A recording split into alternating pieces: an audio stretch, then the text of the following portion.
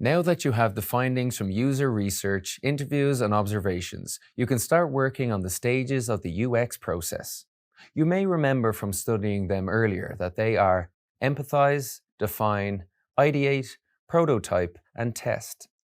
By combining the information gathered from all users interviewed, you will learn how to develop a persona which will guide your decisions in the UX design process, beginning with the empathize stage. In this video, you will identify some of the tools available in user research and describe their role in the empathize stage of the UX process. A key tool in the empathize stage of the process is the user persona. The user persona is a fictional character profile that represents the main clientele of a company.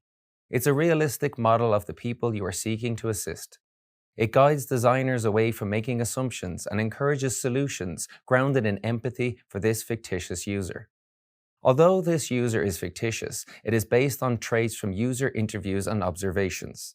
Think of our persona as a mixture of the research participants. UX teams can create multiple personas to solve for. It depends on the size of the project and the results of the research data. In this case, two user personas were created, one for a typical returning customer and another for a new customer. Let's explore one of them. Her name is Tilly. She is 60 years old and loves food. She lives close to the Little Lemon restaurant. She loves their vegan penne carbonara.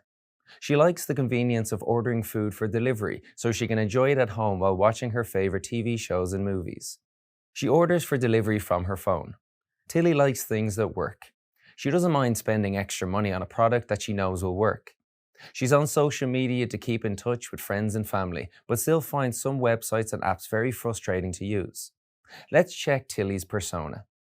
At the top, there is a photo, Tilly's name, age, gender, occupation, and technical ability. Next, there's a one-liner that describes what Tilly does. Loving aunt, great friend, bad gardener. On the right, there is a short bio too. Next, there is a core needs section and a frustration section, listing Tilly's goals and describing frustrations as the barriers that are stopping her from achieving those goals. This section reveals that she can get easily frustrated. It's worth noting that this is a light qualitative persona. There are different types and you can read more about them in the additional resources where you will also find a link to a persona template created in Figma. Next, you will explore an empathy map that has been created.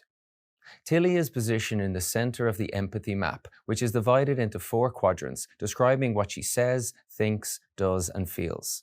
Empathy maps, which are neither chronological nor sequential, offer a glimpse into a user's character as a whole. The empathy map helps you get to know Tilly better and puts yourself in her shoes. You'll also find an empathy map template in the additional resources. Finally, a scenario is created for Tilly, which will help you solve her problems.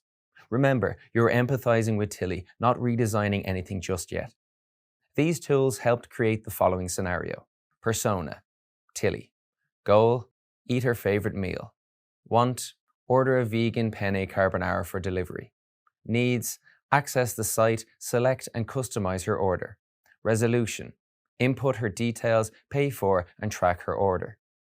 In this video, you identified some of the tools designers can use in the empathy stage of the UX process. You also learned how to describe their role in the empathize stage of the UX process. Remember that it's important to center your thinking around the users and not yourself by not assuming things about your customers. This approach will help guide you as you improve the Little Lemon website.